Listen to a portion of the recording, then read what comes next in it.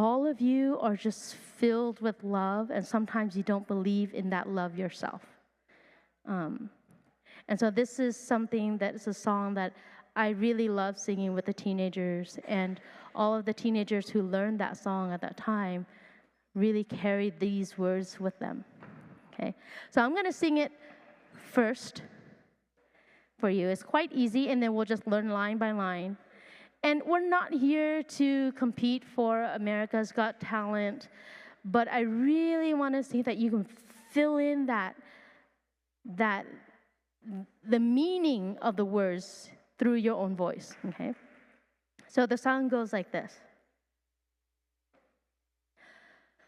Open your heart, let your love flow free out over the ocean or across the street.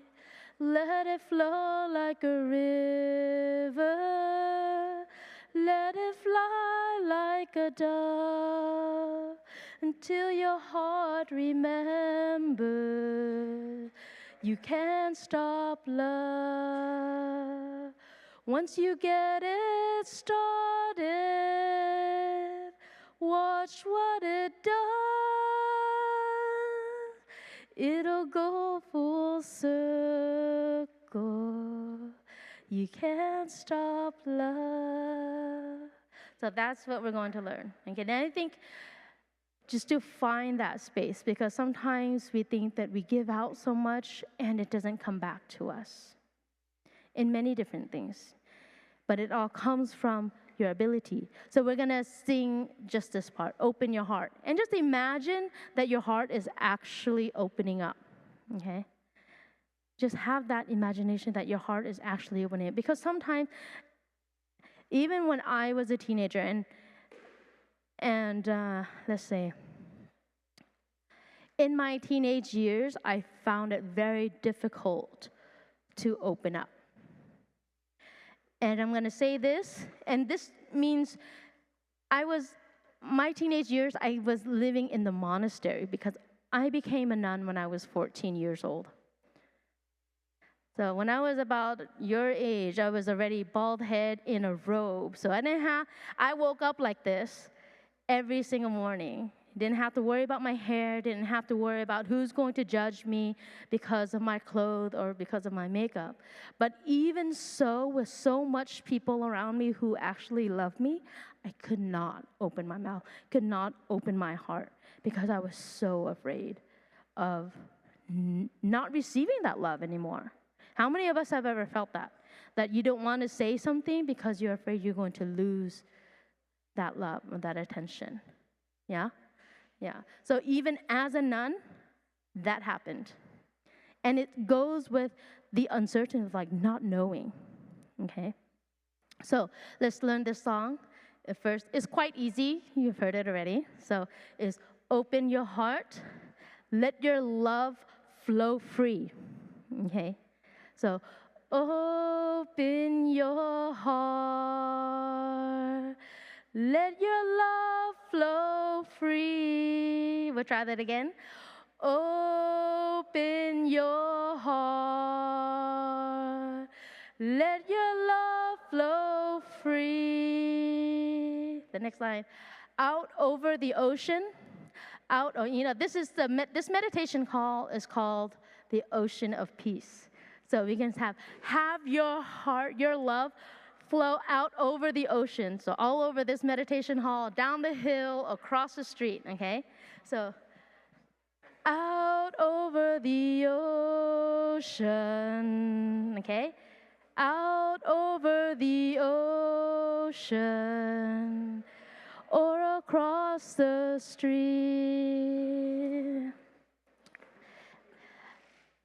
Hey guys, for those who are just coming in here, you can drop your bags over there. You won't need your backpack. You won't need your notebooks. You can keep your water bottles with you. So all of your bags on this side. And then come a little bit closer. Come a little bit closer.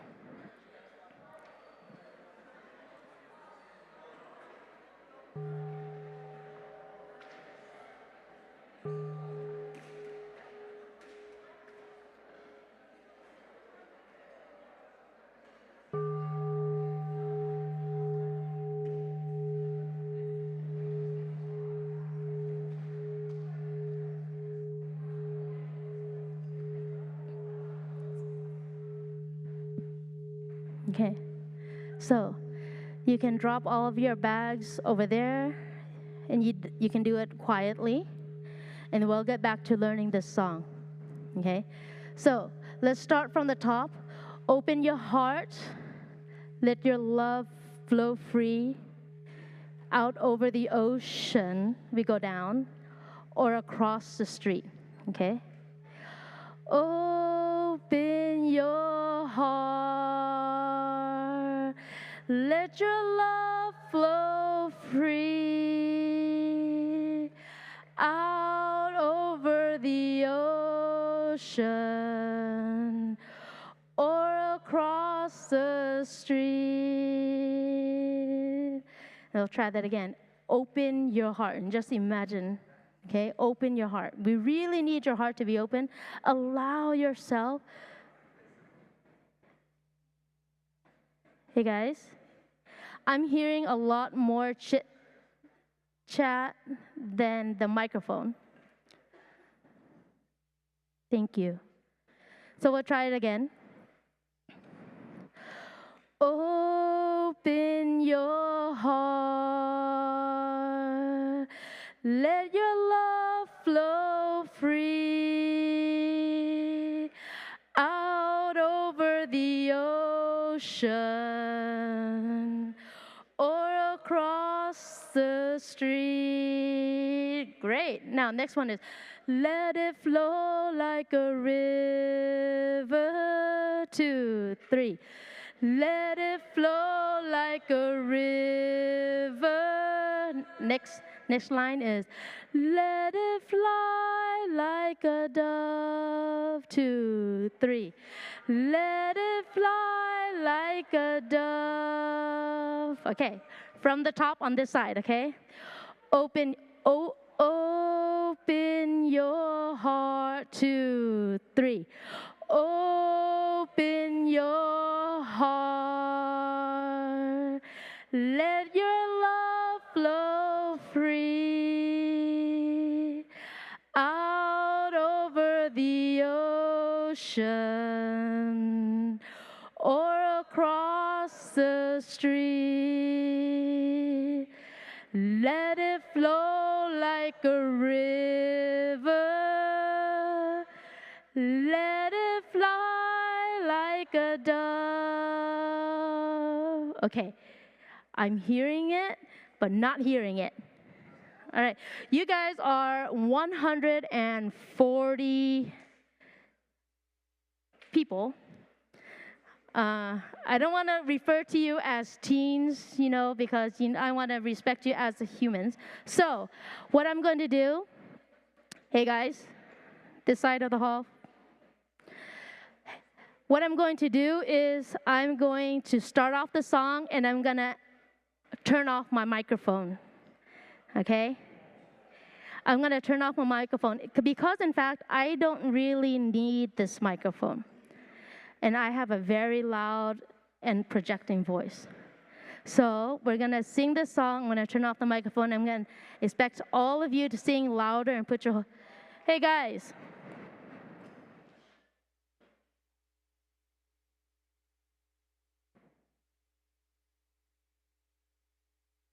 Thank you. So I'm going to sing this song, start it off, and then all of us are going to sing this together. Because I have a strong voice, even without the microphone. All right?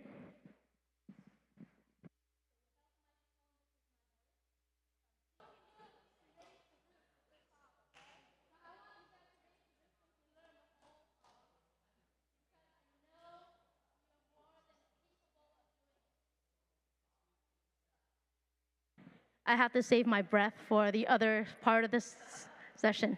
So, the next line is, until your heart remembers, okay? Until your heart remembers, you can't stop love.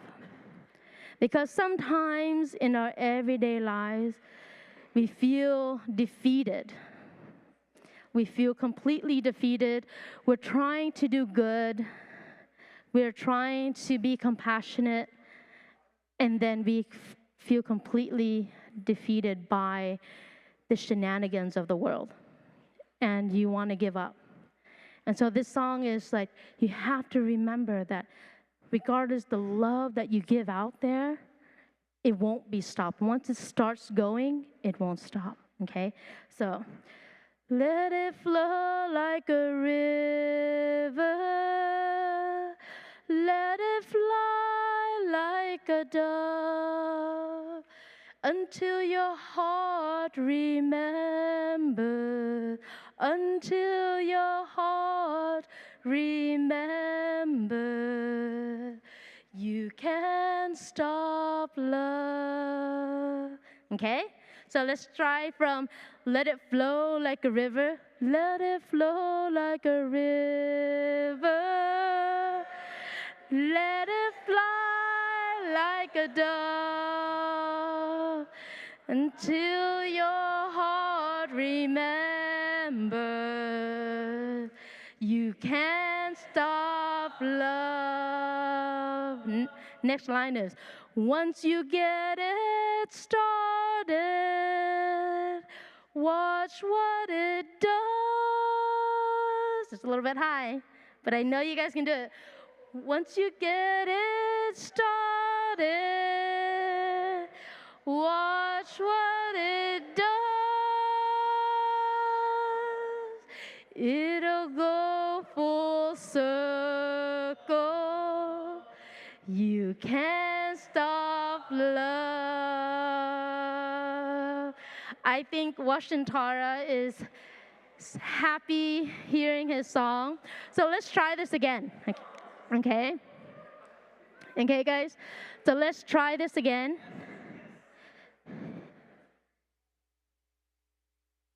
Thank you. Open your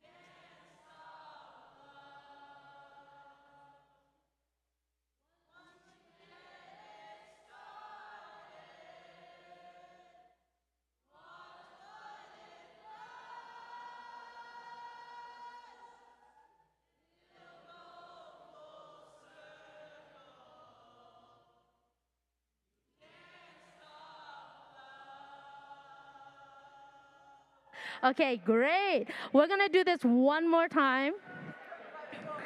All right? All right. Can I have everyone's attention, please? Thank you.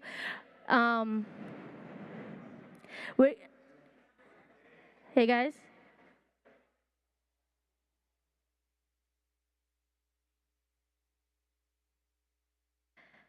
We're going to pick up the pace a little bit, because when I'm teaching it to you, I want to do it a little bit slow. This goes a little bit faster, okay? And then we're going to go into the next part of this. And for this whole session that we're going to do today, I want to have it on a foundation of love, where it comes from your own heart, the love, first of all, for yourself. And so that's why I felt this song was very appropriate, because this just opens our heart and just be able to relax. And you get to scream at the top of your lungs, and then just to really relax all of those muscles. Here, okay? So we're going to pick up the pace a little bit faster on this song. And then we'll listen to 3 sounds of the bell to start. Open your heart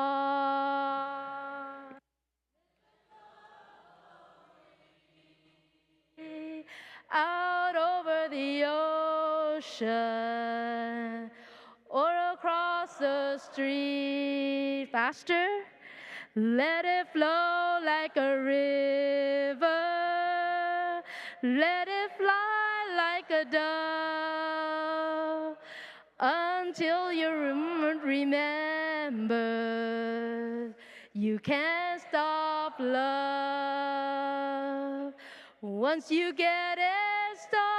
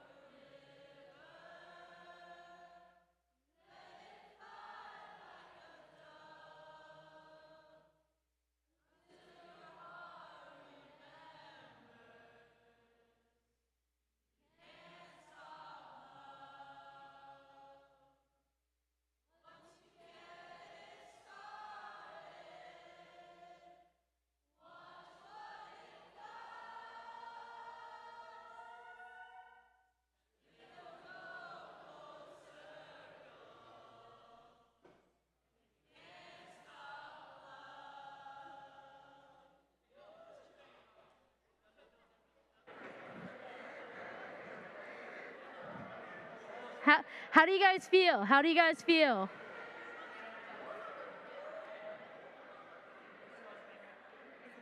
Hey guys.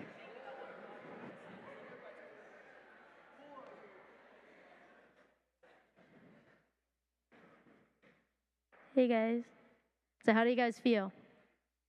Good? You want to do it one more time? No? Want to do it one more time? Yes? All right. We'll do one more time. We'll do one more time, and then we're going to get down and dirty. Ready? Open your heart.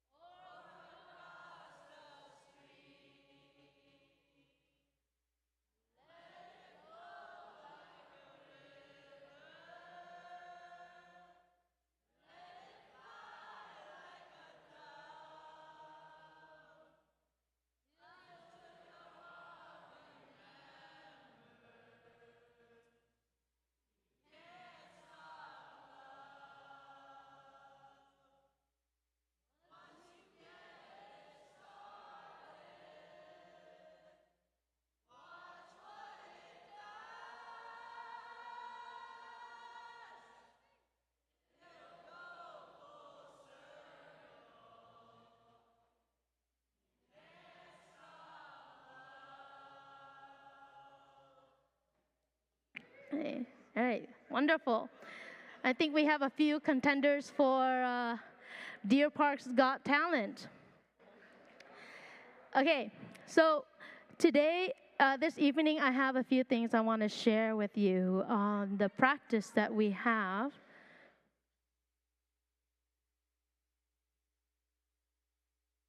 Thank you.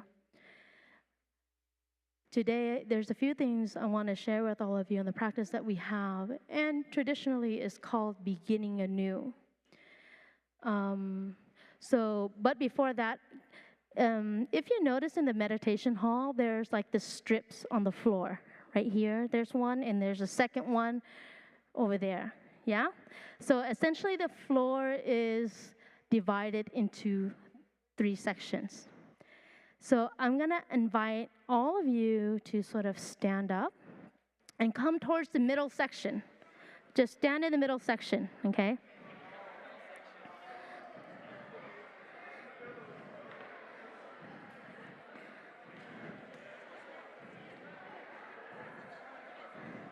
And for everyone,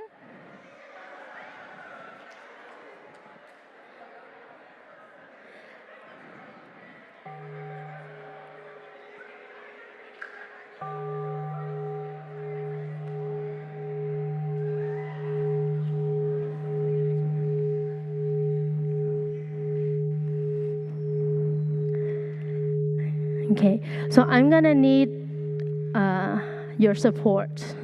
I'm really gonna need your support so we don't have to pause this too many times.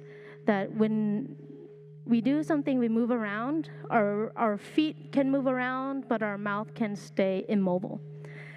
So let's try to keep it, because we want to not waste all of our time here. I want to make use of this.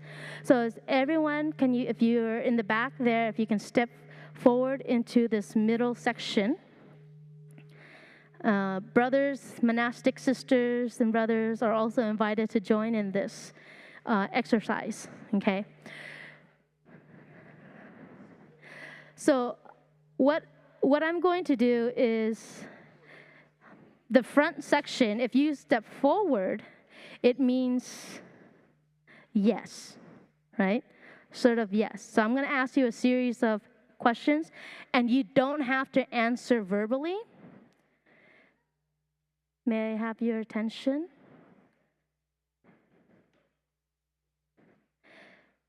Thank you. So if the question that I ask, it doesn't require any verbal speech. It's just you can move yourself to the front of the hall where I am if the answer is yes. And you can move to the other section of the hall behind that bar on the floor in the back if the answer is no. Okay? And if it's like an in-between, like a gray area, you can always stand in this middle center. Okay? You guys understand? Yeah? Well, you don't have to step forward now. That's not the question. Okay. Okay. So this part of the exercise is absolutely, we don't need to speak. We don't need to speak at this part of the exercise, because what I want to invite all of you to do is to be honest with yourself.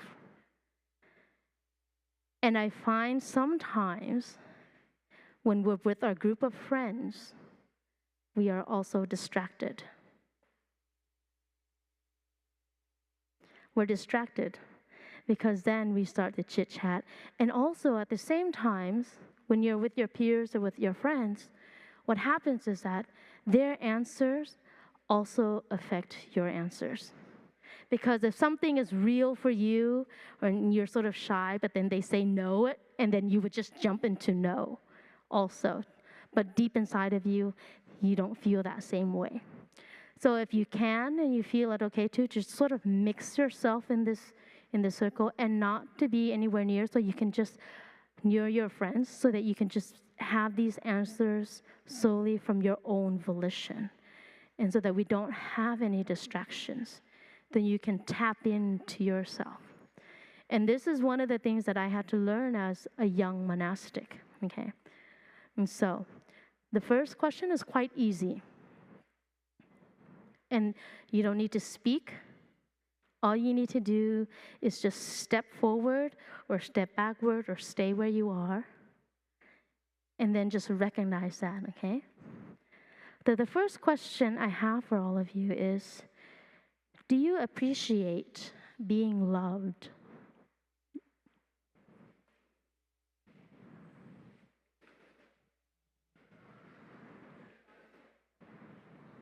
Do you appreciate being loved?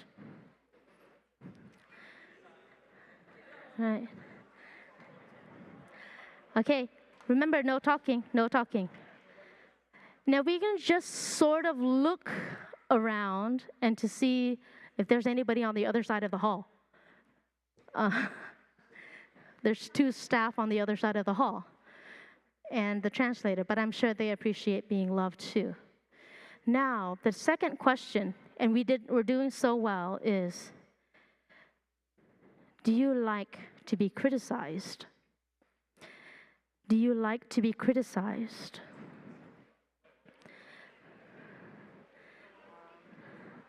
Do you like to be criticized?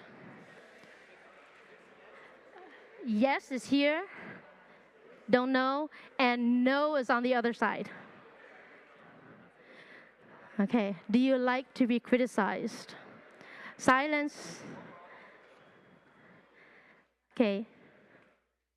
Okay. Okay. So you can see almost the majority of us are on the other side of the hall. And this is no judging, yeah? We're just going to observe. And maybe I can ask, why? Why do you like to be criticized?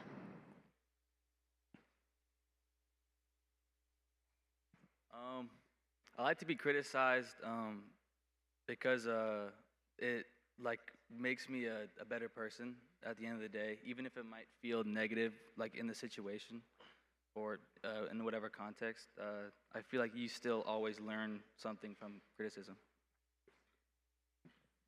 I was gonna say pretty much the same thing, but like no matter how good you are, there's always something that you can improve. And like at the end of the day, I want to be the best version of myself. So that's why I like constructive criticism.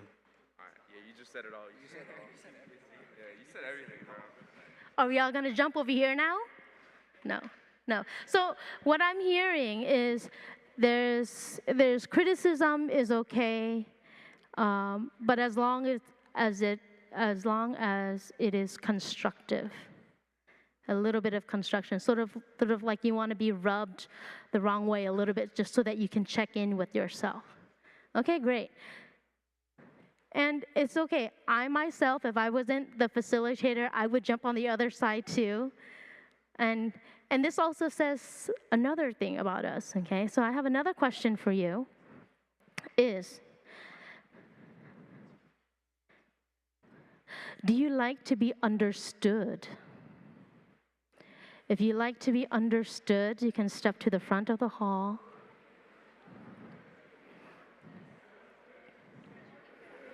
Okay, we don't need to speak. We can just walk forward.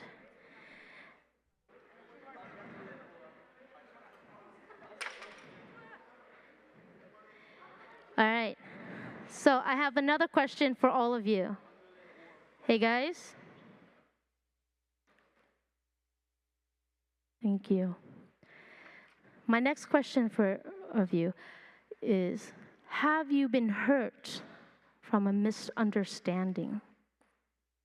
Have you been hurt from a misunderstanding?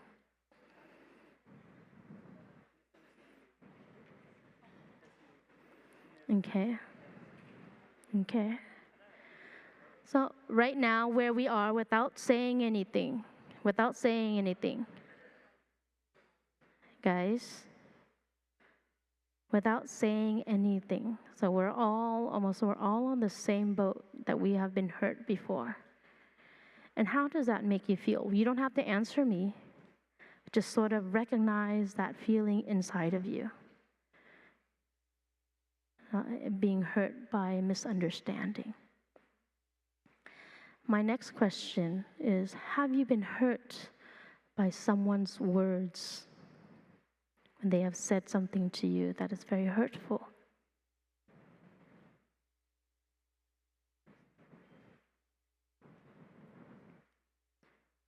Have you been hurt by someone's actions?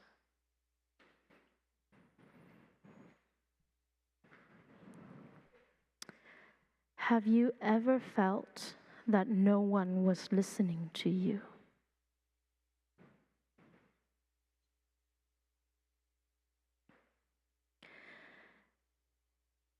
And this is going to be something a different take. Have you hurt someone with your own words?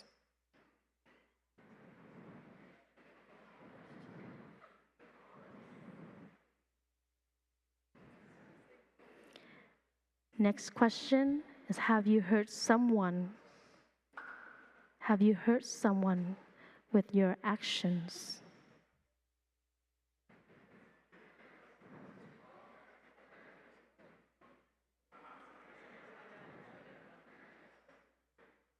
Okay, we don't need to speak. We don't need to speak, guys. Over on the right. Okay, next question. And this is going to be coming a little bit digging deeper. And sometimes Have you been hurt by your own words? Have you been hurt by your own words? The words that you tell yourself.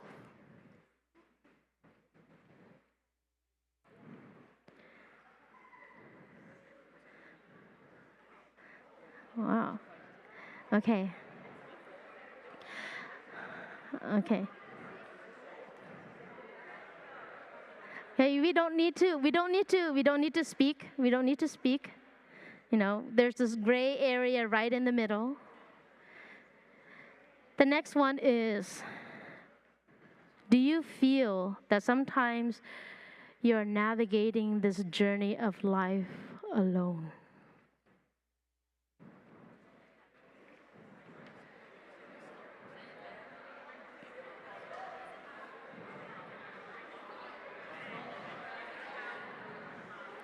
No need for words. No need for words. All right? There's no need for words.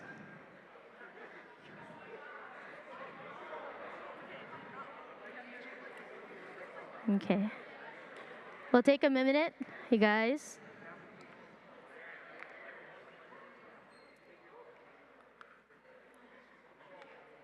Hey, guys.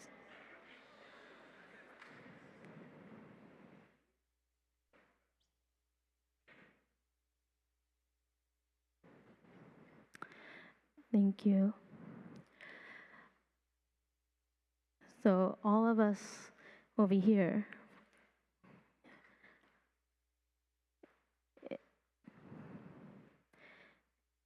there's nothing wrong. I myself felt I had to navigate monastic life on my own to figure things out. And that was 26 years ago. And I can almost tell you that I have not quite figured it out yet. But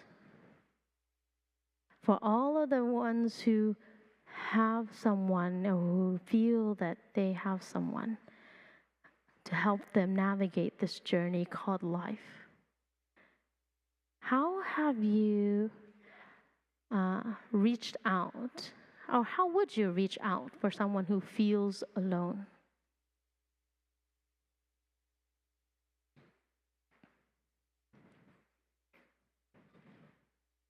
Because we want to keep this like inclusivity and it involve everyone. Okay. So today, why don't we all grab a cushion or a mat, and we're going to sit down again. And if you can come as close as possible, we're going to do some real deep things, okay? And again, you don't need your backpacks or anything. Just grab a mat and cushion and sit up close.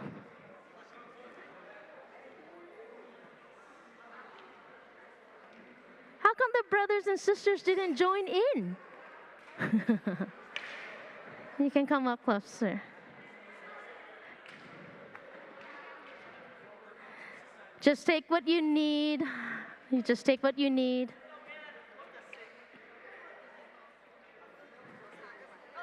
I'm ready. All right. All right. So I'm gonna need you guys to come a little bit closer. Yeah. So we're gonna fill up. Sit as close as you can. Yeah.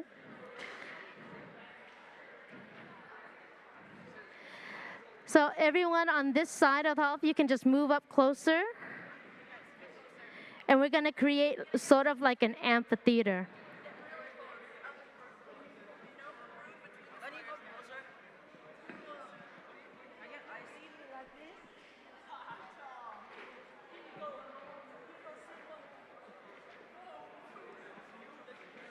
Too close for comfort, Jonathan. All right. So, everyone, you're more than welcome to come up here a little bit closer.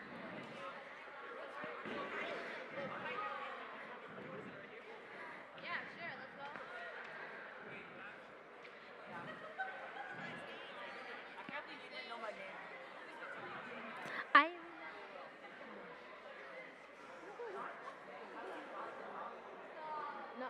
I only remember Ketangbum. I always called you Ketangbum.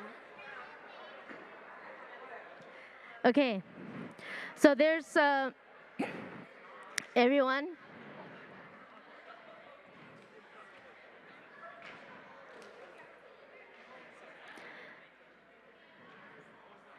You know, one of the things that I learned in sign language. How many of you know sign language? Iffy.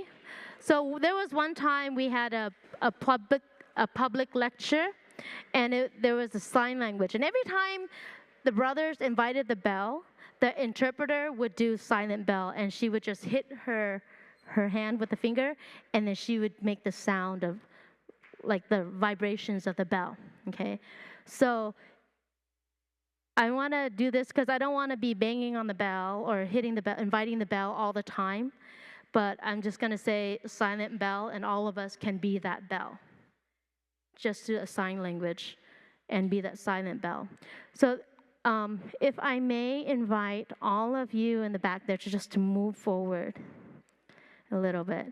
There's still a lot of space, and just sort of move forward. And I'm going to share about the practice of what we call beginning anew. But before I do that, and once we get settled in, I'm going to invite one sound of the bell.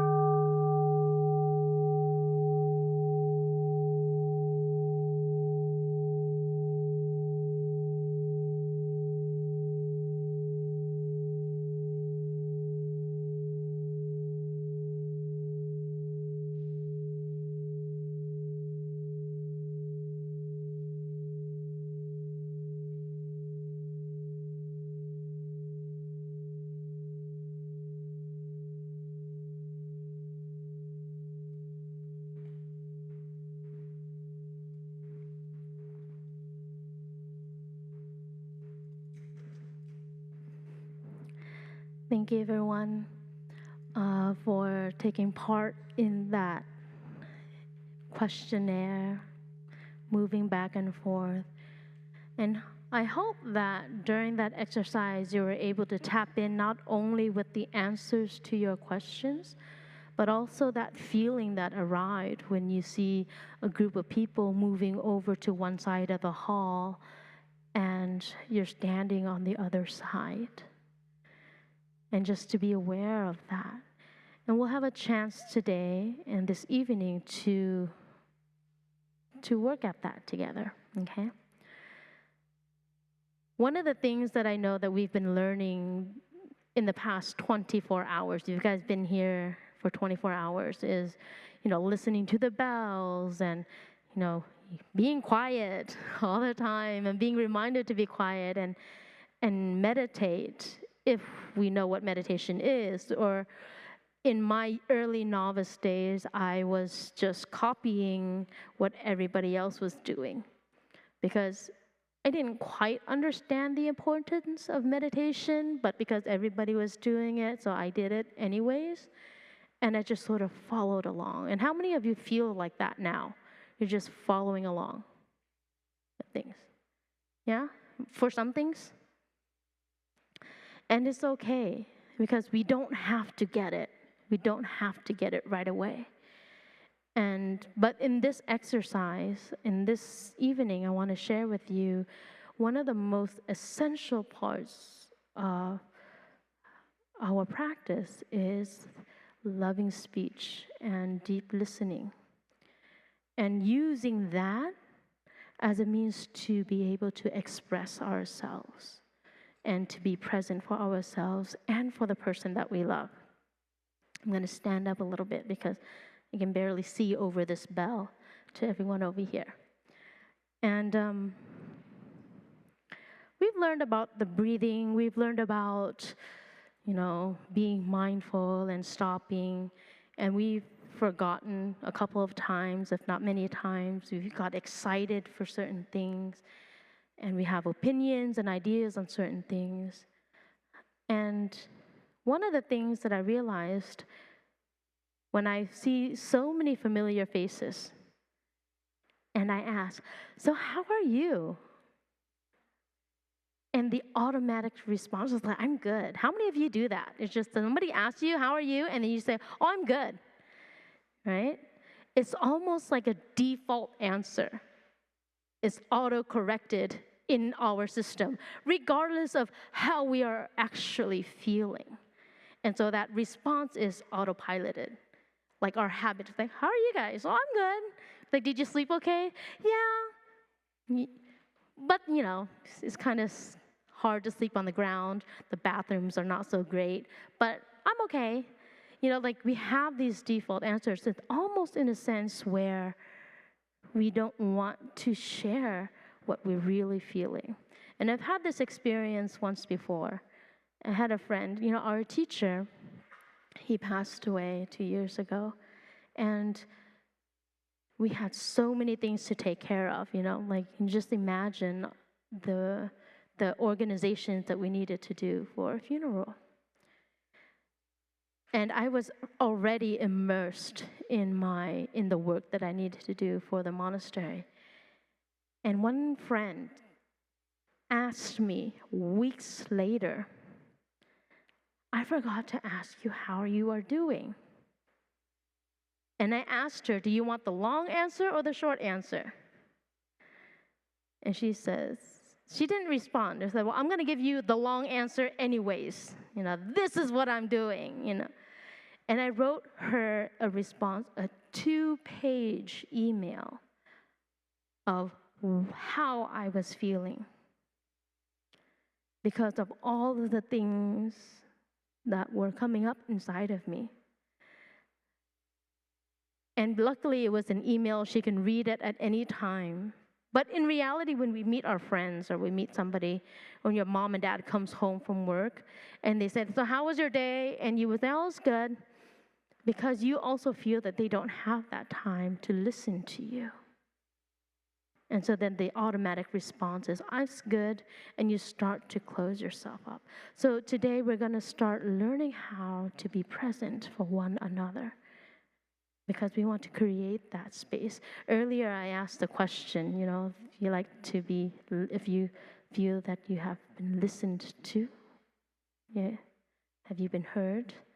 There were a few back and forth. There's a question on criticism and misunderstanding. And sometimes I think for the misunderstanding, almost everybody was on this side of the hall, that we have been hurt by a misunderstanding before. And sometimes we just keep those emotions bottled up because the other person feels that it's not important, or you think they think it's not important. Therefore, you close it off and you keep it inside yourself. And the misunderstanding doesn't go away, but it gets bigger and bigger and bigger. So, our automatic response is, yes, I'm well. How are you? And this is what they do in the corporate world also. So mindfulness practice and how that comes into play for this thing is mindfulness is the pause on autopiloting. Because we're so much on autopilot, autocorrect. How many of us sent a text that was not supposed to be sent, and it went all wrong because of autocorrect? Yeah. So we're going to turn off that. And the mindfulness practice is that, turning off autocorrect, turning off autopiloting. So you have a moment of pause just for yourself and to tap into that, right? And then, we're all, even myself as an adult, we're all discovering ways to exist in this life, where we stand, where we fit in on our role. And ultimately, the people that we have right now, whether our parents, our brothers, our sisters, and our friends are the ones that stick around, are the ones that stick around. And sometimes when our autopiloting is on, without us watching over what we're saying and how we're reacting and how we're responding, we might lose those people that we want to stick around on this journey called life. So when I asked that question, a lot of us went to the other side of the hall. And you felt that in your own life, you've had a lot of support and a lot of people that guides you. What happens when you speak or when you get angry and you say something to hurt another person? Because when I asked that question, we were all saying, yeah, I've said something to hurt somebody. I've done something to hurt somebody. But at the same time, was that because of autopilot, out of our anger, out of our frustration? And have we been able to mend that relationship? And if we continue in that way, continue to cause hurt through our actions and through our words, would we still be standing on the other side of the hall when there's somebody there with you to help you navigate this journey called life? So in this practice, there are two key things. The first one is loving speech, and the second one is deep listening. Now, loving speech is not about flattery. It's not about saying cool things, but it's actually essential to our future. And right now, you guys are so lucky to have the opportunity to learn this. I have my own personal story. I have a younger sister. I have a younger sister who also ordained as a nun. And she is now no longer a nun, but she is now working or studying for her PhD at Harvard. So she was a nun for a good 16 years before she continued to pursue her education. And she had, as a nun, received full ride scholarship at Harvard University. How many of us want to go to that school?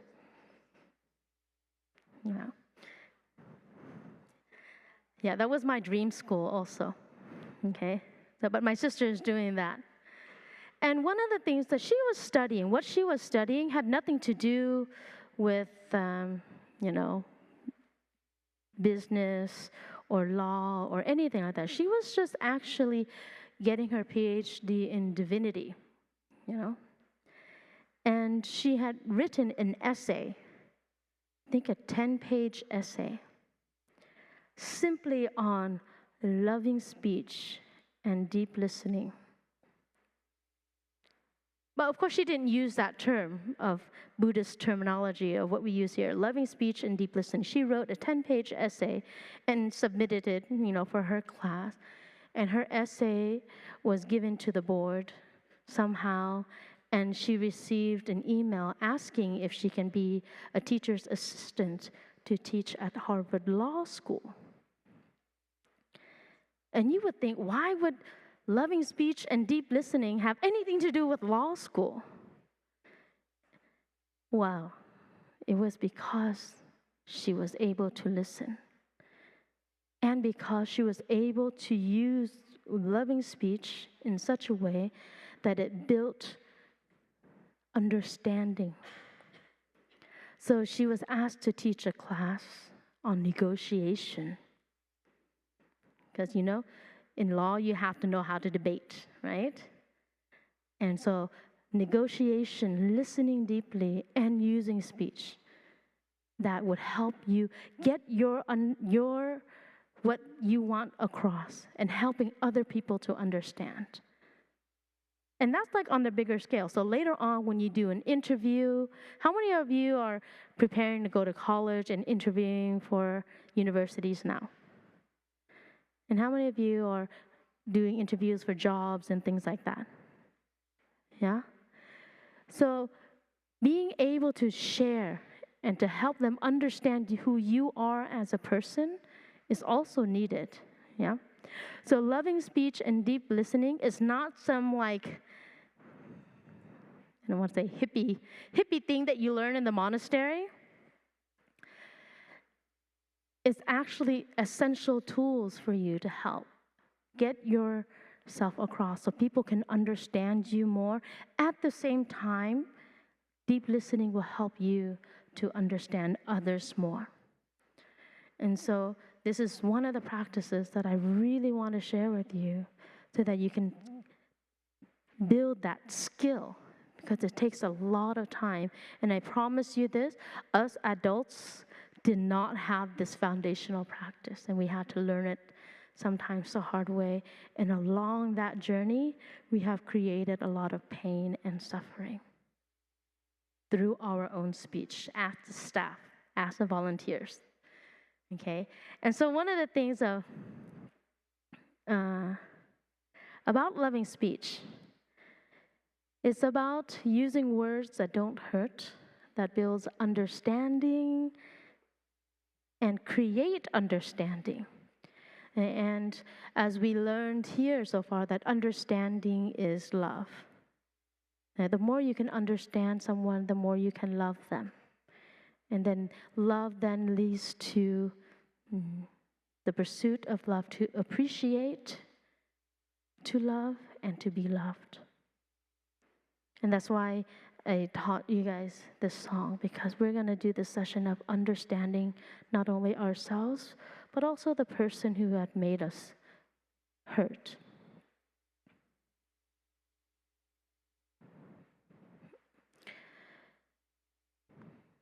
So in our practice, we have what we call beginning anew. And there are four parts to this, beginning anew. And it's almost like to start over again, to redo. Sometimes when you're playing a video game, and then you have to redo it again, right? Or sort of just press the refresh button on that stalled page. Just to press a refresh.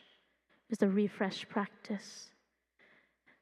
And the first part of this practice is watering our flowers, or watering the person's flowers. And I know that I myself, coming from my own background, I didn't really receive a lot of flower watering. And every single time somebody said something nice to me, I would be like, I don't believe you. How many of us done that before? Like, I don't believe you. Like, yeah, whatever. That's so sus, you know? Right? Hey, guys. I don't have to write it on the board, okay? But I get it. So,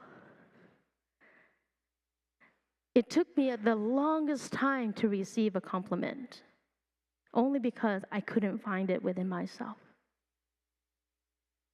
Mm-hmm. And how, this morning we had the exercise of looking into the mirror and then, saying things and looking at yourself. How many of us actually do that? I wake up in the mirror and I say, hello, beautiful, as a practice, because I woke up like this, always smiling.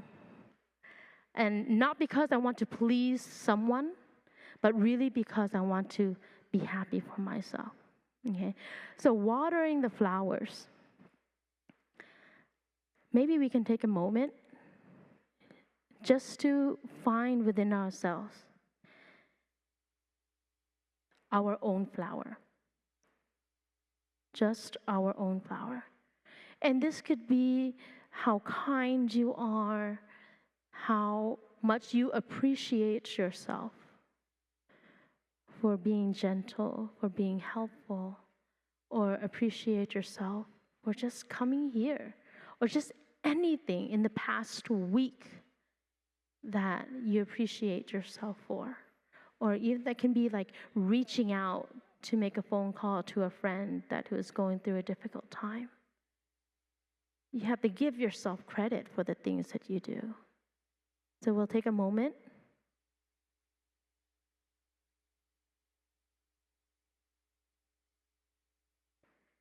And just close your eyes. And find that flower inside of you that nobody knows about. That one flower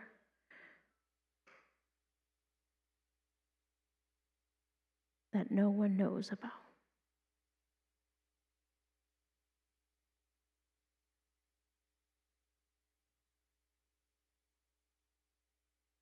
And that only you know. And maybe we can ask ourselves, have we taken care of this flower?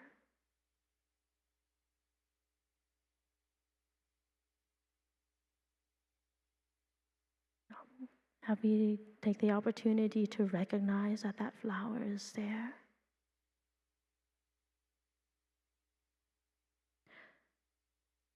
We're going to do a second part, and this is going to be a little bit more difficult. Earlier, I asked you a question on whether or not you have been hurt by someone's words or someone's action.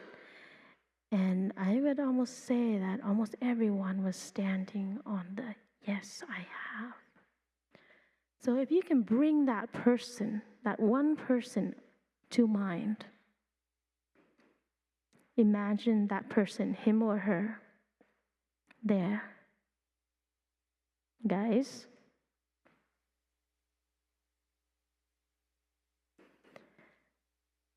and recognize the hurt that they have caused you.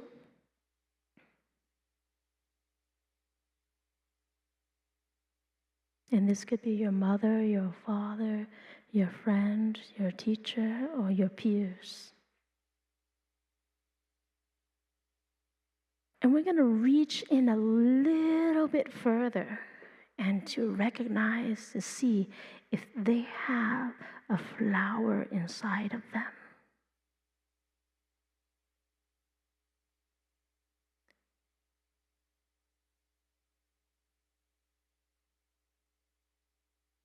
Do you need to step out?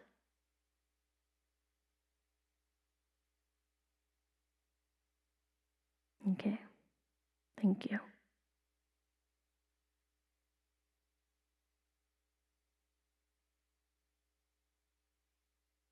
For someone who has caused you hurt, sometimes when somebody has hurt us, it's so hard for us to see their flowers. And so we're just going to water their flower, whatever good quality that they have. Sometimes because of our strong emotions or our hatred or anger or sadness towards them, that we choose not to see it. So now we're going to see it.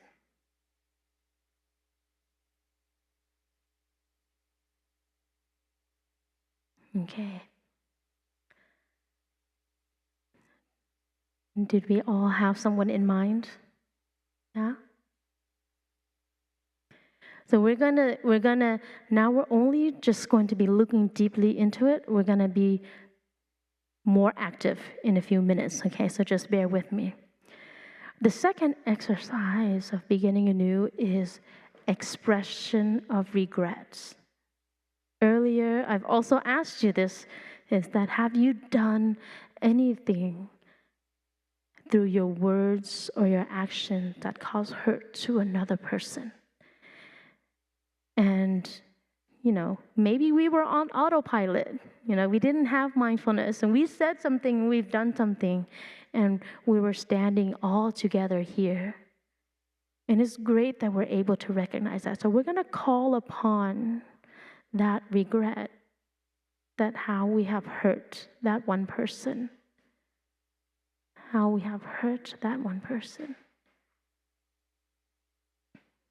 And just really into the words, the actions, and concretely how they have been hurt.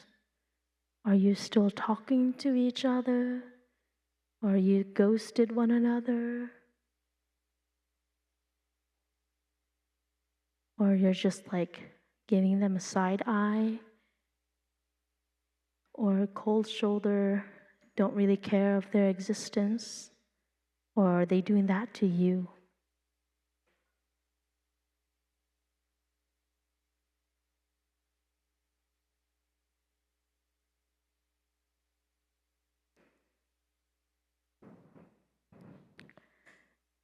And then the third part of this, okay?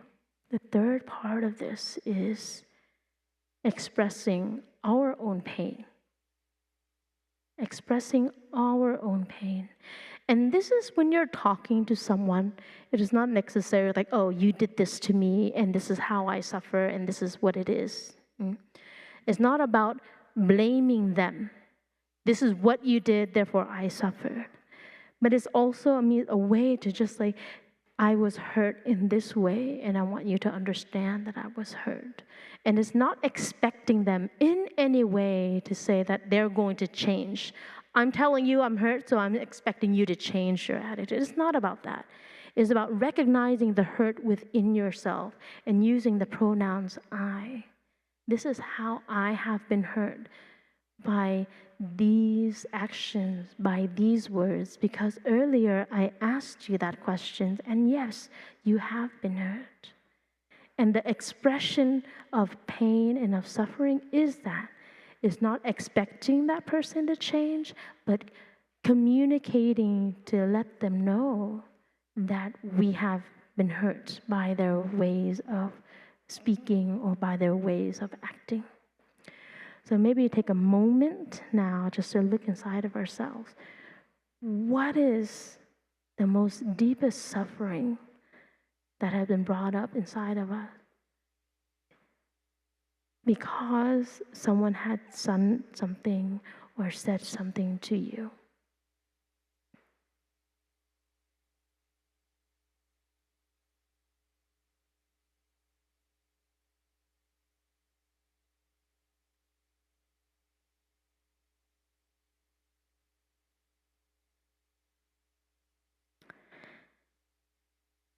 And the next part of this exercise is asking for help. How many of you have asked for help when you're having difficulties before? Sometimes? Okay. So we just bring up this person, the same person that has brought up pain and suffering for you, and imagine that they're there and ask them for help and how they can help you. The person who made you have a lot of pain and a lot of suffering. And this could be your mom and dad, and ask them for help. And asking them for help is not to say, I need you to do this. I want you to do that. But recognize where you need support to become the better person. And say, these are the areas where I need help with. If you don't want me to be angry, don't say these kind of things, to make me angry, because I don't want to be angry either. Because in fact, I don't think any of us want to suffer. How many of us want to suffer? Okay. But we have suffered, right? Right? Are you sleeping on me? Yeah. So we have suffered. And so this is the chance in this practice is to say, I need your help. I need your help to not make me suffer. Because I don't want to suffer. Because every time I suffer, I make you suffer. How many times have we had an argument with our parents, and it just escalated and escalated and escalated. How many of us have had those kind of arguments before? I did too, just 2 years ago. I'm just gonna be straight out with that, right? And it's because we all say things when we are suffering. When we're angry, we say things, and they want to say something back because they use some sort of thing that you feel oppressed and you want to say something back. So in this practice of beginning anew, it's almost like, please, I do not want to suffer. Because I know when I have a lot of pain, and I'm going to make you feel my pain in the same way. I had a friend, and this is almost, you can say, I'm very grateful for him. And he had committed suicide when he was 14, and I was 14. And we were very close friends at that time. But he was having a lot of difficulties with his parents. And they had hurt him so much.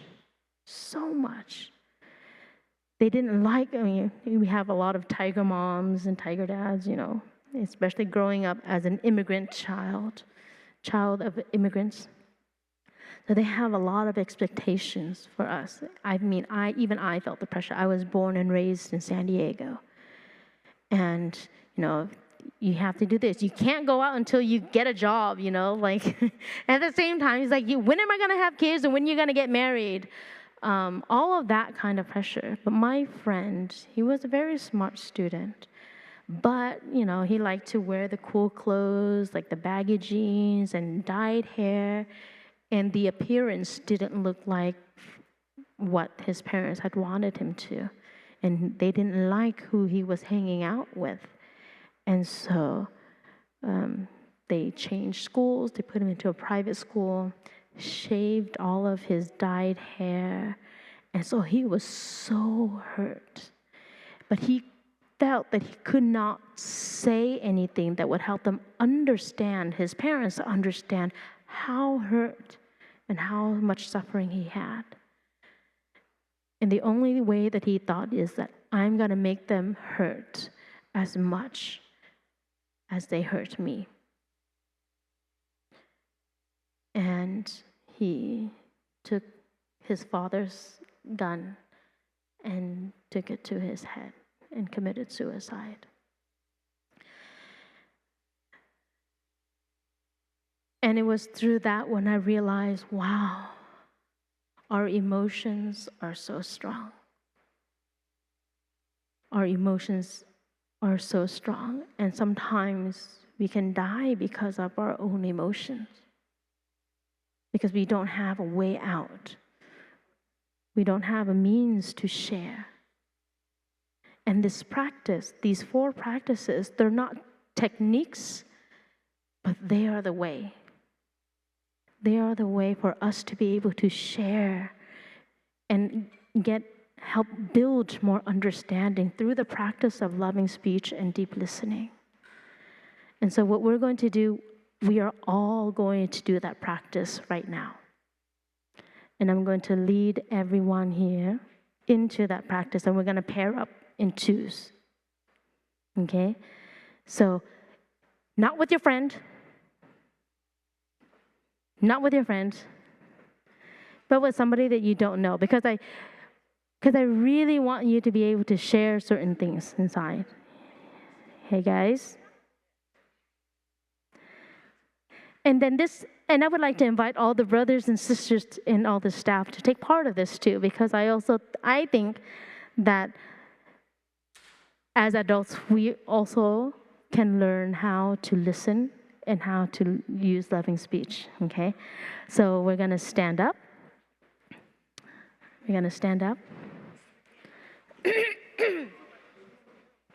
If you need, so right now, you can just sort of walk around the room, and if you're here with a friend or with a brother or sister, you don't have to be with them, but I encourage you to go find somebody that you don't know yet, because sometimes we really want to get into the practice, okay?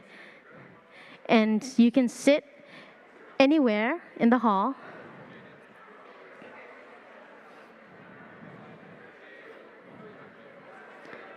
Okay? Or even the person next to you, all right? If you have a partner already, then you can sit down with your partner. If you have, all right. All right. So, if you have a partner already, you can sit down with your partner. And you're going to be facing each other. So you and your partner are going to be facing each other, okay?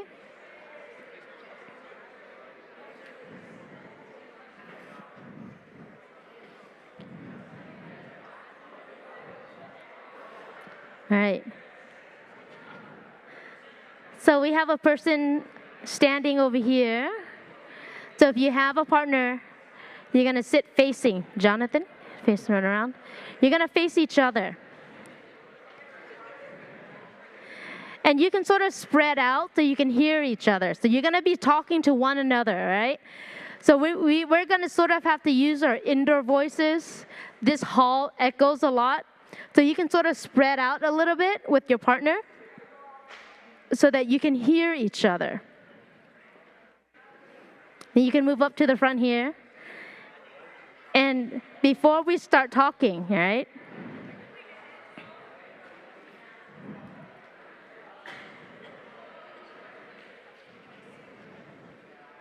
Yeah, you can grab a mat and a cushion and just sit somewhere. Does anybody not have a partner?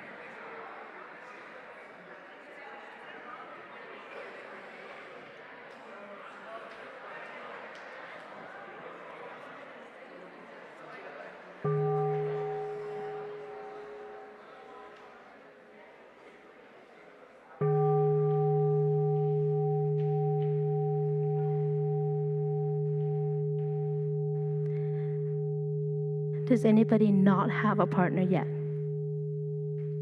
Okay, so both of you can sit together. Anybody else? So,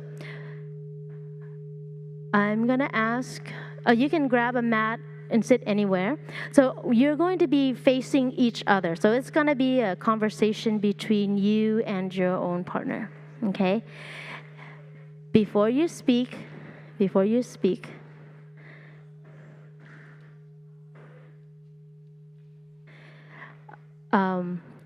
are 140, and the acoustics in this hall is beyond any sound system. So we'll try to speak in such a way where both of you can hear each other and also to hear me, okay?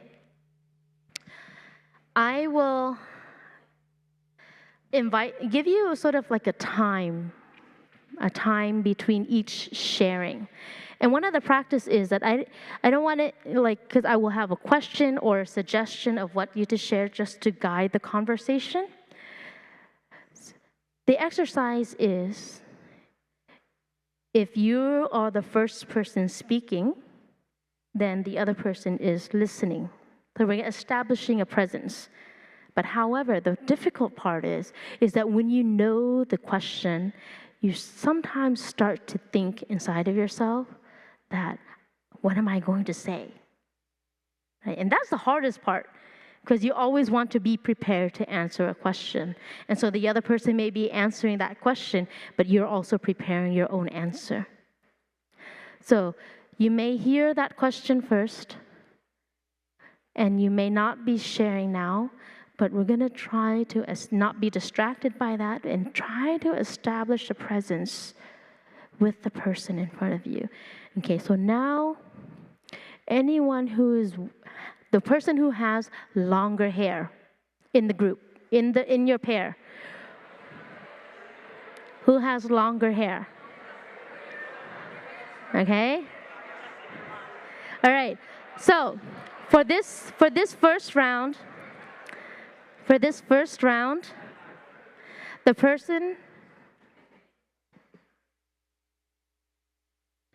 the person who has longer hair is going to speak first, okay?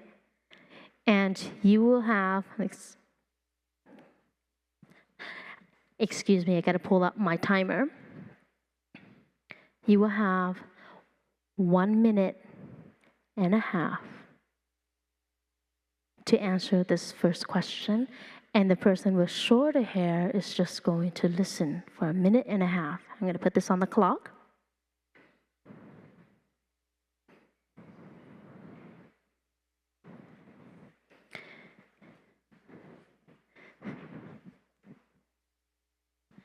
And to the person in front of you,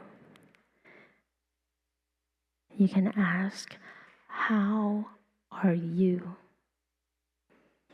Your time begins now.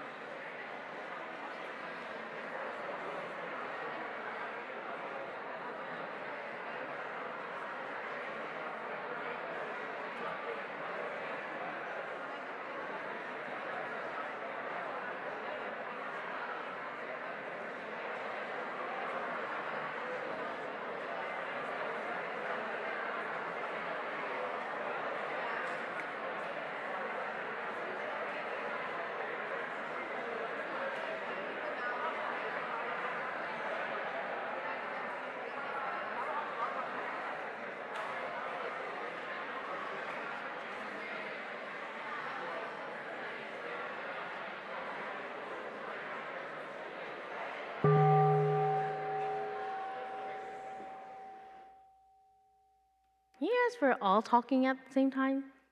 No? So we're going to do the second person. So then it's just one person will speak and the other will listen. So it's not a conversation back and forth. You have a whole minute and a half to just speak. So then the person with shorter hair now is going to share their part. How are you today? Your time starts now.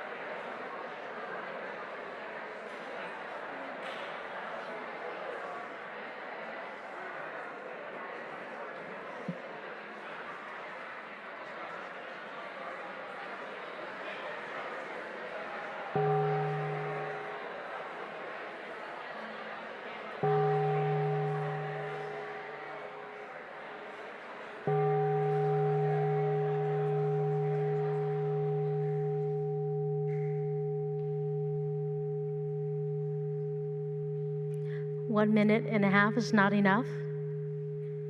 Is it enough? Yeah? Not enough? Oh, okay. So now, now you know that when you ask somebody, how are you, you have the capacity to say a lot of things, right? How you are. Okay, so we're going to do the next step. So as quietly as possible, we're going to do rocks, paper, scissors, okay, with your partner.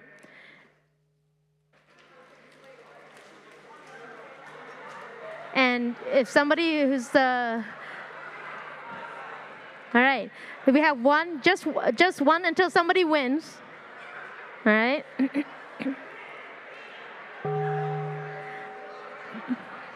Hey guys. Okay. So we all have the one who cut the paper or something already? All right. So the person who won is going to be listening first. Okay. And the person who also won is going to be sharing, meaning the person who won is going to be listening, and the person who, I don't want to say lose, but the other side of that is going to be sharing first. And this question is, you can share with your partner that you are speaking to with tonight. What is living rent-free in your mind at this moment? Okay. Hold up. Here, you guys.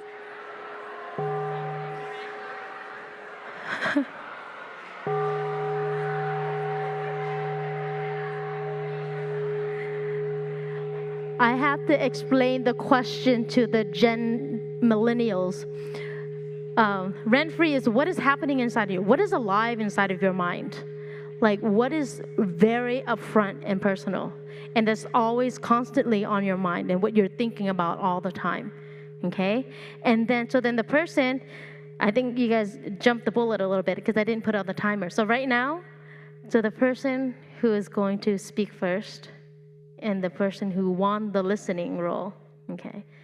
So your time starts now.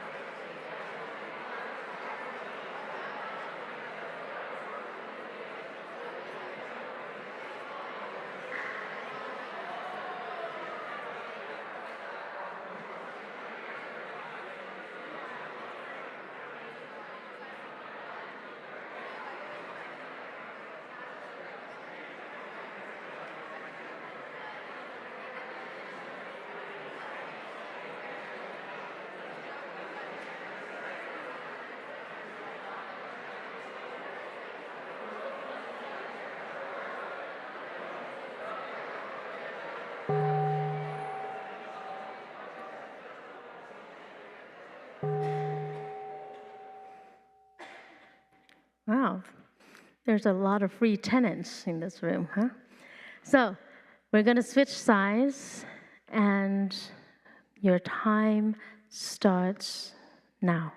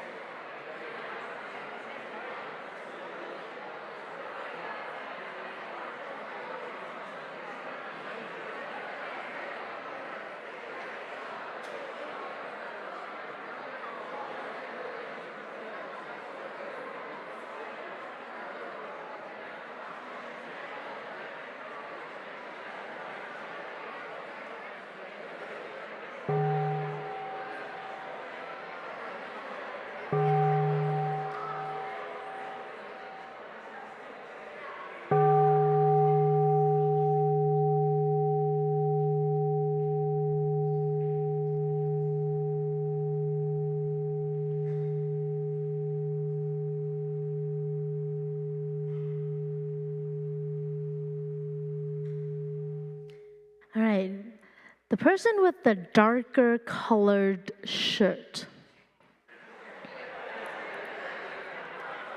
All right?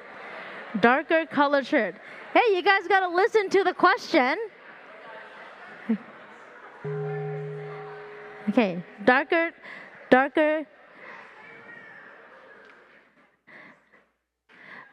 colored shirt. Okay. You will be speaking first. And the question is, in the past week or in the past month, what was your moment of joy? Okay? What was your moment of joy? Whatever just comes up into your mind right away, right? That moment, and you can just speak about it. And we're going to listen. We're really going to listen. But in this question, I want to ask you, and when you're listening, to just really be aware the effects of how somebody's joy also really make you feel joyful. Just be aware of that when you're listening to that person, okay? So the person with the darker colored shirt is going to share first. And your time starts now.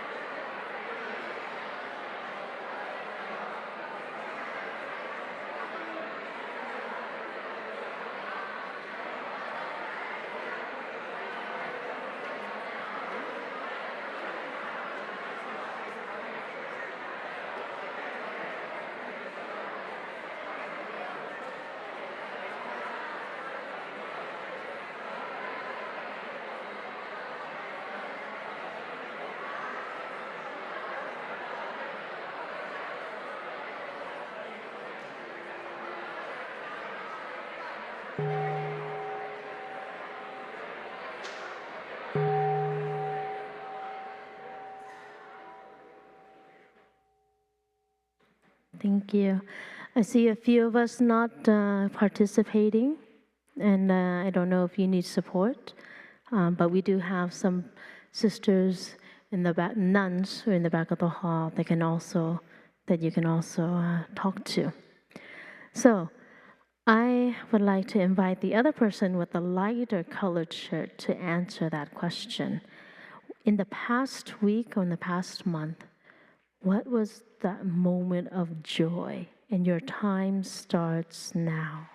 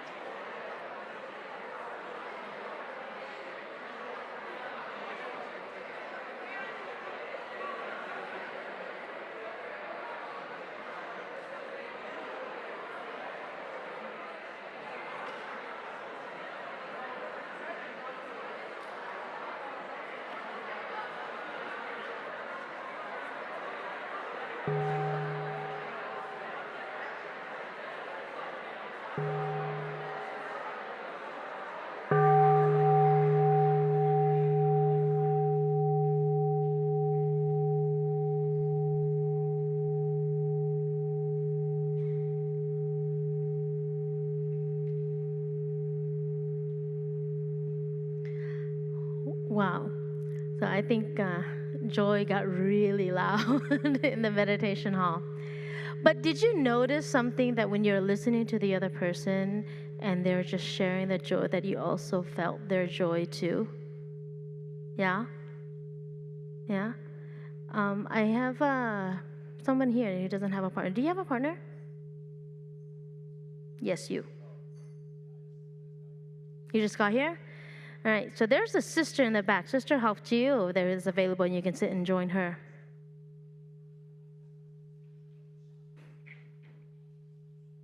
Okay. Hey, you guys, I may look like it, but I'm watching all of you guys like a hawk, okay? All right, so the next question is, earlier we were talking about watering the flowers, and I had everyone find the flowers inside of themselves, right? And this is between you and your partner. You can choose who wants to go first to share about that flower that they recognized in themselves, okay?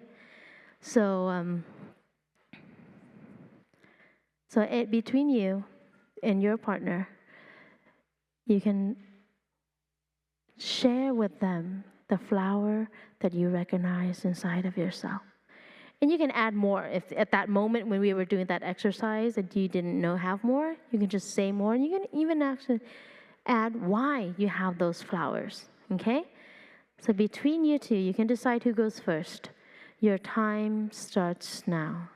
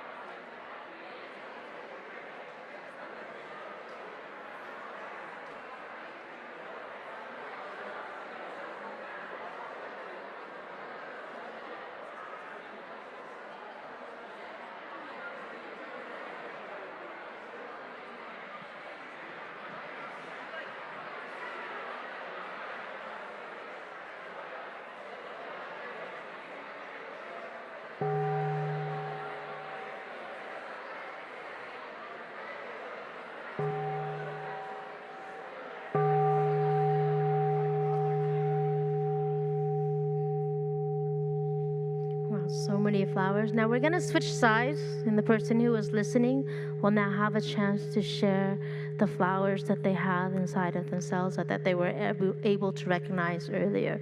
And your time starts now.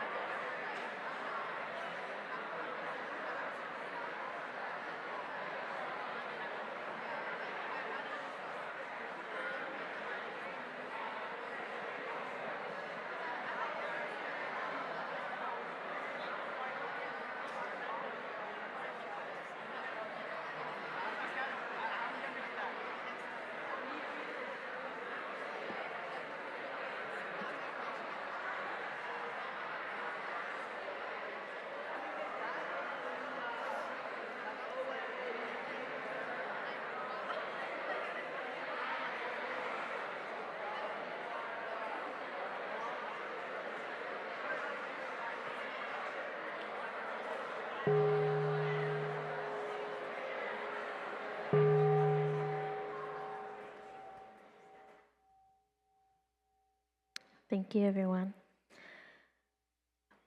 We were also looking deeply of how we have regrets of the certain things that we've done or said to hurt the one that we love. And I would like to invite all of you to share that. So you can almost like we're just going to imagine the person in front of you is practicing to be that person that you've hurt. So that you're just going to imagine, because sometimes when we have this hurt and this pain that we can't really, and we know that we've done something or said something to hurt them, but we feel a little bit of ashamed to tell them that we're sorry. So we can do this practice round. Just pretend the person in front of you is that person that you have accidentally hurted, have caused hurt to them. Okay, you guys get it? Yeah? And I can't do this because not everybody is wearing glasses. I'm out of options, guys. Socks, okay.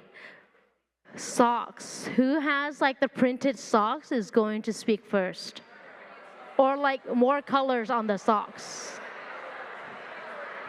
Okay?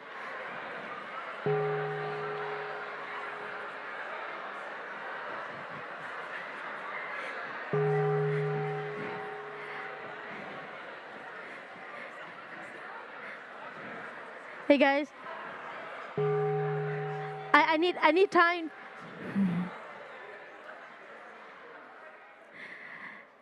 The funny thing is that I hear a lot of complaints of how hot it is, and you guys are wearing socks. Okay, so the person, if you've decided already who's going to be speaking first, or if you have socks or don't have socks, then we sort of decided. The question, the sharing is going to be about expressing the regret to the person.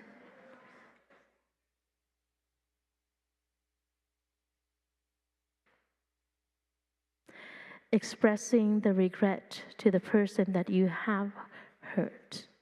And your time starts now.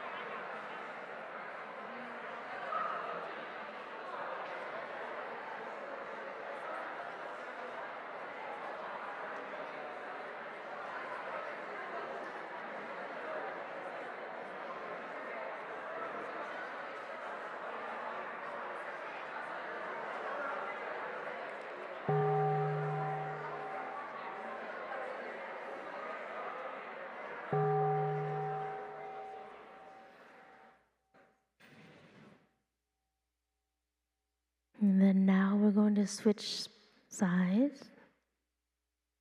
Then your time starts now.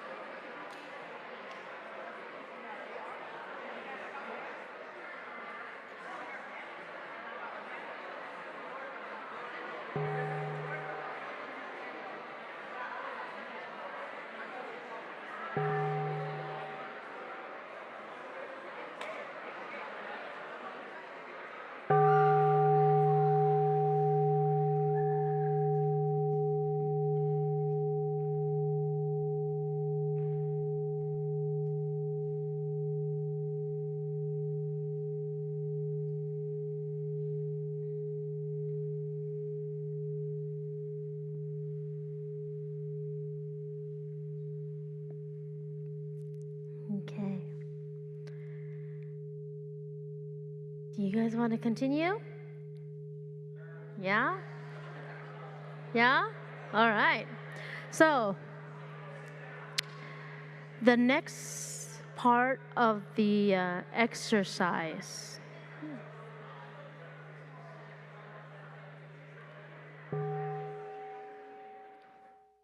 The next part of the exercise. Earlier, we were looking deeply to see how we have suffered. And this is a little bit hard to share that you are having a difficult time.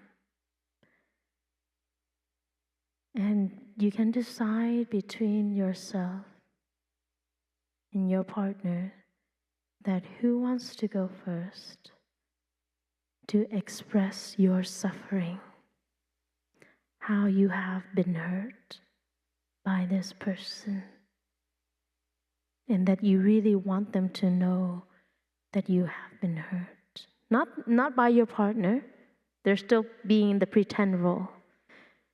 But just pretend that that person is the person that hurt you, and you want to tell them how you have been hurt. And the wonderful thing is that your pretend partner is listening to your suffering and your pain. Okay, so you can decide between each other who's going to speak first, and your time starts now.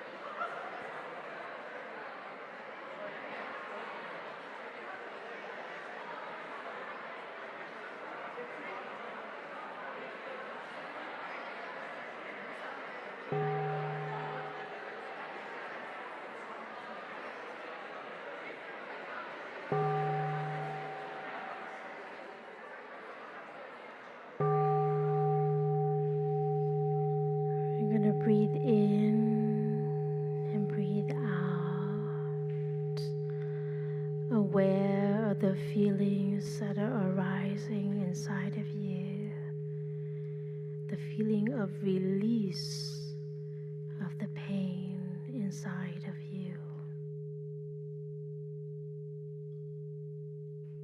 And now we're going to invite the other person to share how you have been hurt, and we'll have someone will continue to listen, and your time starts now.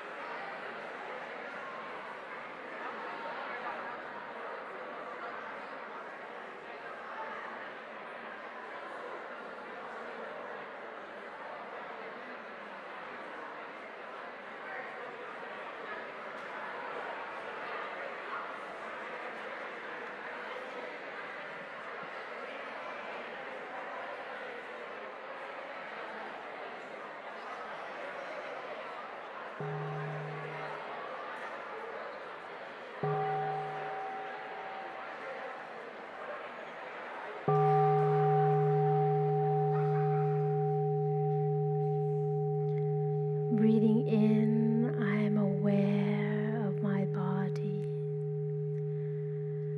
Breathing out, I relax my body. Breathing in, I feel my heart beating a little bit slower.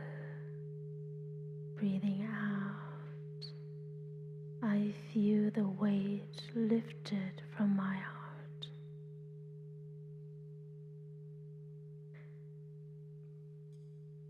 The next question for you is, how would you like to be supported, asking for help from that person? How would you like to be supported so that you don't continue to suffer and so that you don't continue to make that person suffer? You're just going to pretend that that person is there and that person is listening to you and how you want them to support you, okay? And you're the first person who speaks, your time starts now.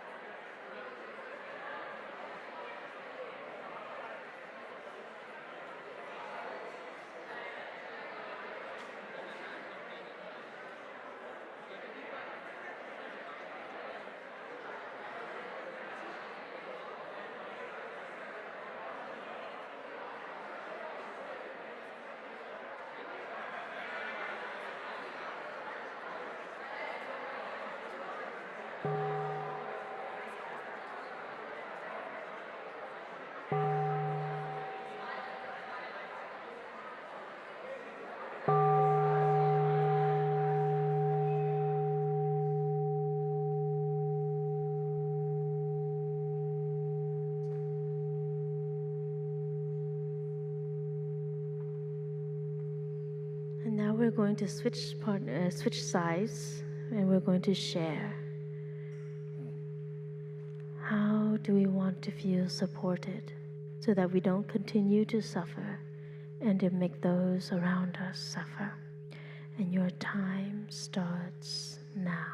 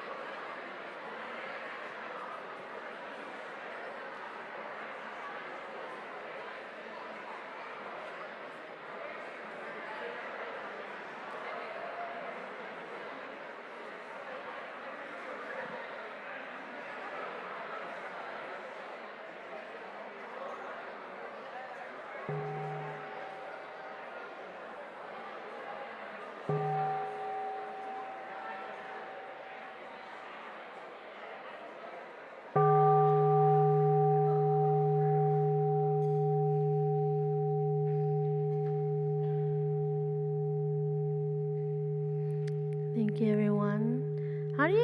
What do you guys think about this kind of practice? Is it good? So we're gonna do one last question for both sides. Do you have appreciation for your partner, the one that you've been listening and sharing with tonight? Yeah? So we're gonna have a couple of minutes, guys.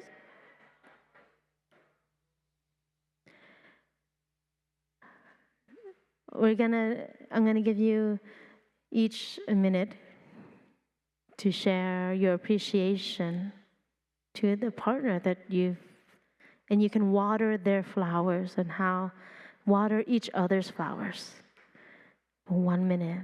And this is like some of you know each other, some of you don't know each other, and just having these couple of minutes of just really opening your heart and sharing. And that is the most beautiful thing. So your time, whoever wants to go first can, okay? And your time starts now.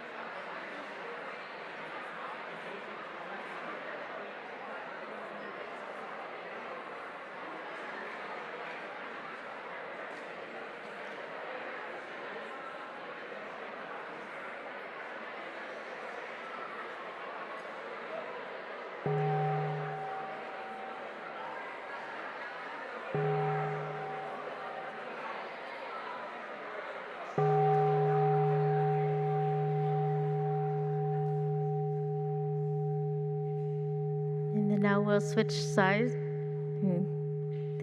Your time starts now.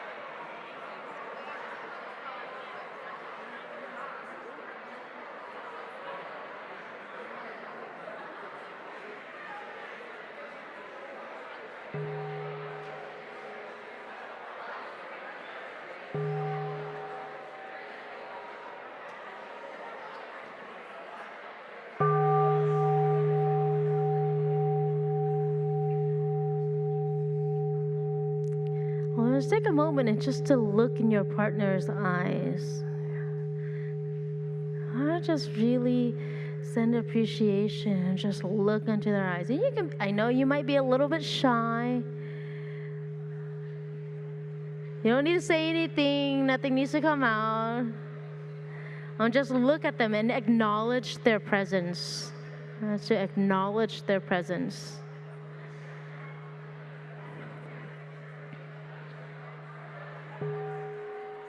Okay. All right, guys. So why don't we come up to the front, come up and turn around towards the front, towards me.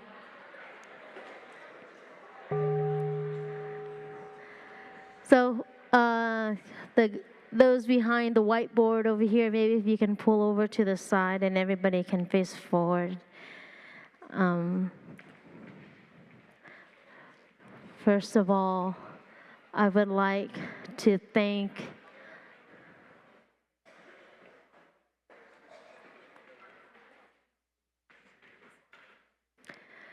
I would like to thank all of you for participating in this workshop. And this is my first time ever doing this workshop. And you guys helped me get over my fear of public speaking. And also, I also learned a lot about all of you guys, just being here and watching you. And I am very appreciative of you taking your time and also trusting me and leading you on this path. So thank you, all flowers to you guys. And I know there's a lot of things that were shared and a lot of things came up. And this is just the beginning. You know, we may not have it down perfect, and we're all humans. We're bound to make a mistake here and there, and it's okay. But now we have the tools to be able to communicate that doesn't make that difficulty or that suffering greater than it needs to be. And it all comes back to being able to come back to ourselves with the practice of mindfulness, turning off that pause in autopiloting.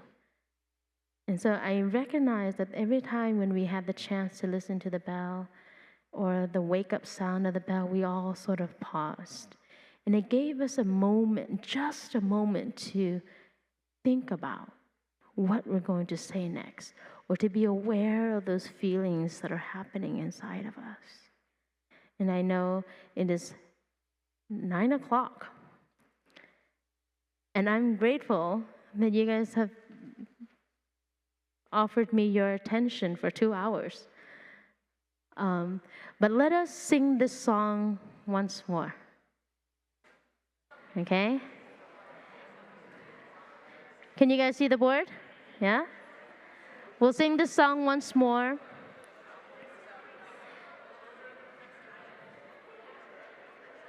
Guys, we'll sing this song once more. Because in this hall itself, in the exercises that we've done, I felt we've generated so much love, starting with ourselves and being able to say a lot of things. And all of the great things that happen in the world comes from love. Comes from love. Like even our teacher, he came from war. And he had so much love for the people. He had this practice and so much love for all of the future generations, myself included, and all of you. And this is what we have today. This is the fruit of one person's love. And tonight I felt you've also offered that for yourself. So let us sing this song, and then we're going to listen to 3 sounds of the bell before we go back to our camps, okay? Open your heart. Let your love flow out over the ocean or across the street. Let it flow like a river. Let it fly like a dove until you remember you can't stop love. Once you get it started, watch what it does. It'll go full circle. You can't stop love. So let us sit upright, relax. And we'll breathe together while listening to the sound of the bell.